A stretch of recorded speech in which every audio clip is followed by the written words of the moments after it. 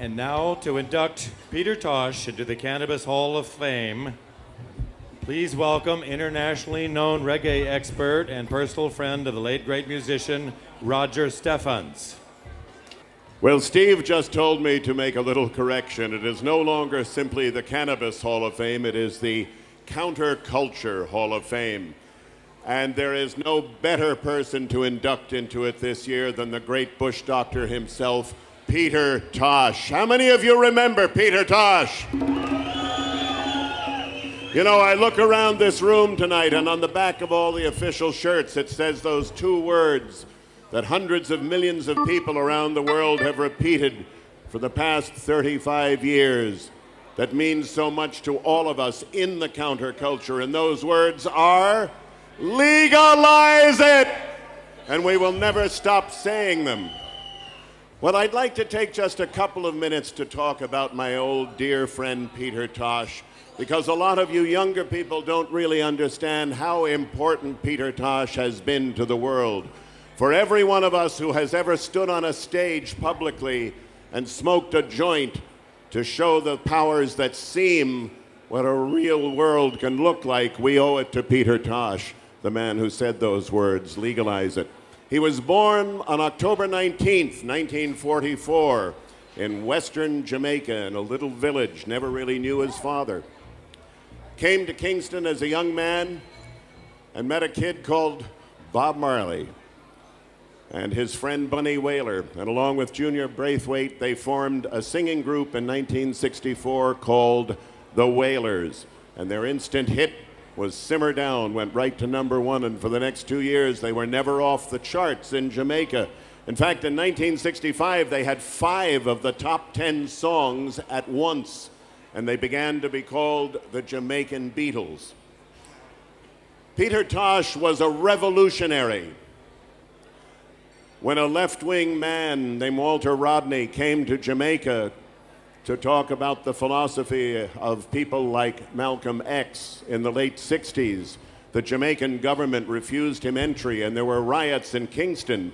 And one of the main people involved in them was Peter Tosh himself, who stole a huge kind of Greyhound bus and drove it through the window of the biggest department store in downtown Kingston. And everyone in the bus from Trenchtown looted the store to the ground, and Peter drove them back with everything they had looted to Trenchtown that night. Peter Tosh made some of the great anthems of reggae music.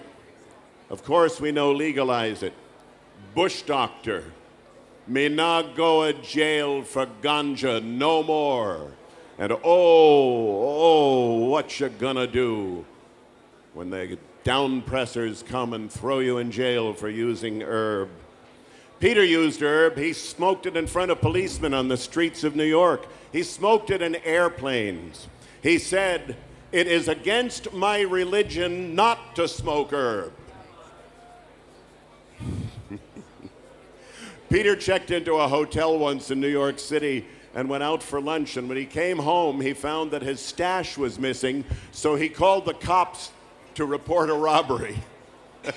His publicist had to run downstairs to hold the cops off.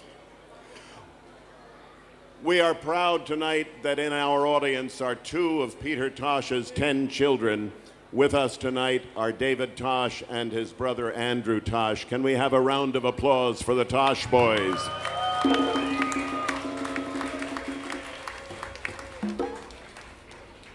One of the great moments in the history of popular music took place on April 21st and 22nd in 1978, the One Love Peace concert. Bob's return from exile after being shot in an assassination attempt. And prior to Bob Marley's performance, Peter Tosh came on stage and he addressed what he referred to as the crime minister who shit in the house of Represent the Thief. And he said, "Mr. Prime Minister, you won't let me come and talk to you anymore, so I've got to take this opportunity to tell you what I'm thinking." And he talked about how all the white man's vices, alcohol, tobacco, sugar, are legal, but the one thing that the black man all over the world loves and needs and understands the true value of. The use of the herb is illegal. And so, Mr. Prime Minister, you are just doing the work of the white down presser by keeping it illegal. He lighted spliffs and blew the smoke in the face of policemen at the foot of the stage. And a few months later, 7 cops arrested him, took him to a jail cell, and beat him for an hour and a half until it looked as if he were dead. And they left him there. And he told me it was because he knew how to roll his eyes up into the top of his head and appear to be dead that they stopped beating him. Peter Tosh understood language better than almost anyone else. There was a very dirty word in England called bumbaclot. It basically means a cloth you wear around your butt. But it's a very filthy word. And he wanted to do an investigation into why this was called indecent language. And the best definition he gave of bumbaclot came to my friend and writing partner now, Peter Simon. We just did a book called Reggae Scrapbook together. And he told this to Peter Simon. He says, "One day I was held down by some spiritual vampires so that my mouth couldn't move and my tongue couldn't speak. And the only thing that could make me move was to say, 'Move your bumbaclot!' and me free. And from that day on, me never stop say bumbaclot." Of course, you couldn't even play that on the radio in Jamaica. You'd be arrested for saying that. Peter Tosh pulled the language apart, showed it for what it really was, showed the words for what their subtext was. He called the judge the grudge. He called his manager his damager. He called his producer his reducer. He talked about playing in Follywood and L.A. He said he played in San Francisco, California, United States of Asadica, because there's nothing merry about America. It's Asadica.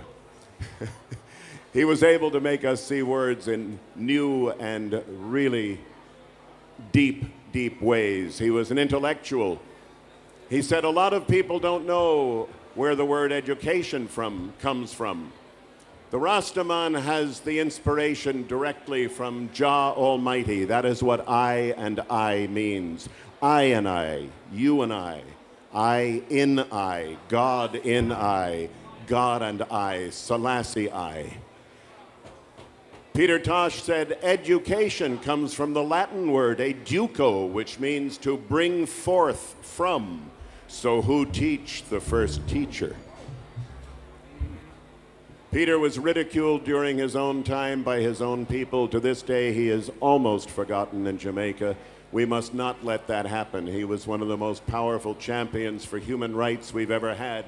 In his song, Equal Rights and Justice is a phrase uttered by those who revolted in the Rodney King so-called riots in Los Angeles when they said no peace, no justice, no peace. That's just like Peter Tosh's words. I don't want no peace. I want equal rights and justice. Peter Tosh was a hero of freedom. He was also a great dresser, and those of us in the counterculture, at least the older ones, have a tremendous, colorful group of outfits that we wear at various times. Peter Tosh could be an Arab one night. He could be in his karate outfit another night. At the Greek Theater in 1983, he was an Ethiopian priest, but all the time, behind all of that, was the philosophy of Rastafari, the philosophy of one love, one heart. Reggae music and the use of herb as its holy sacrament are indivisible, and that is why we are such a danger to the world. Bob Marley said it best at the Amandla concert in Harvard Stadium on the 21st of July, 1979. He said, "We smoke the herb so we can get one meditation." You see, if we all smoke herb, we would think the same way. And if we think the same way, we would be in unity. And they don't want to see us in unity. So get this thing together, children. And of course, when Bob Marley says children, he means all of us as children of Jah, children of God.